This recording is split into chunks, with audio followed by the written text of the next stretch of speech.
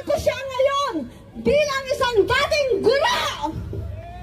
Sara Duterte, dapat alam mo kung paano umaksyon ang isang DepEd Secretary.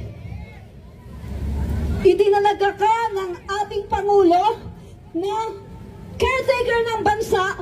Dapat ang ginagawa mo, inaalagaan ng ating bansang Pilipinas at hindi pumupunta sa rally na pinapabagsak ang iyong boss. Ako talaga naiinis, no? Mga kaibigan, nararamdaman niyo ba ang aking very intense emotion? Kasi naiinis ako eh. Bakit parang hindi ko kayo maramdaman? Ha? Okay, sigaw nga, Sara resign!